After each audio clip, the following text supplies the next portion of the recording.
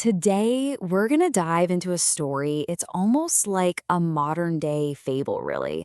It's about a promise that sounds just way too good to be true, a story about risk, ambition, and the crazy high price of trying to find a shortcut in life.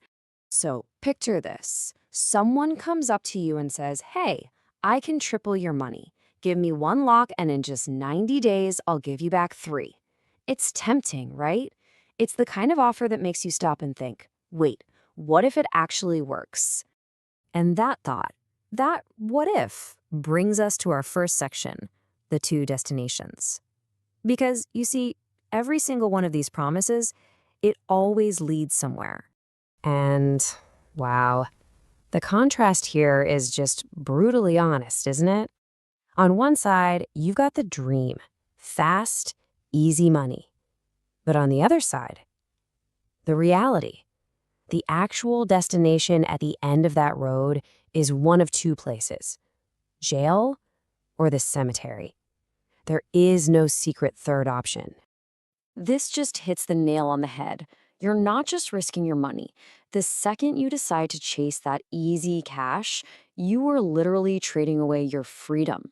The stakes are so much higher than just a financial loss.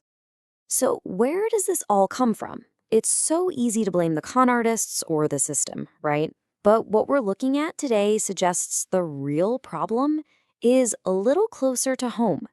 Let's talk about your bank of greed. Now, I know what some of you are probably thinking. Come on, maybe it is possible. Maybe I'm smart enough or lucky enough to be the one who actually pulls it off.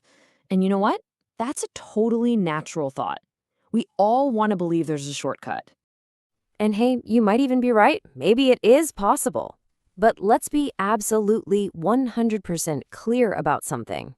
It is not possible through fair, honest, and legal means. Any path that promises that kind of return is built on something shady, period.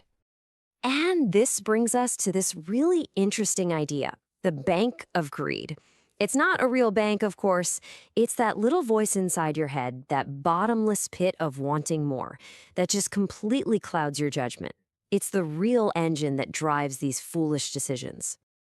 What a powerful way to put it. Think about it. A pit so deep that all the treasure in the entire world couldn't fill it up. That's what we're dealing with. It's an internal desire that can never, ever be satisfied. So, when it all goes wrong, and it will, who's the real culprit? Is it the government's fault? The banking system? Or is the answer a lot simpler? Keep watching, because the true cause might just surprise you. All right, next up, the fool's price. Because when the gamble inevitably fails, that's when the blame game begins. And you know exactly how this goes, right? The finger pointing starts immediately. Suddenly, it's the government's fault for not protecting people, or it's the banking system's fault for being too confusing. It's anybody and everybody's fault, except for the one person who made the choice. And this raises a really tough question for all of us. When people fall for these things and then demand help or bailouts, who ends up paying for it? Should the rest of us, the ones who pay our taxes and play by the rules, have to foot the bill for someone else's foolishness? It's a tricky one. And all of this leads us to our final and most crucial section.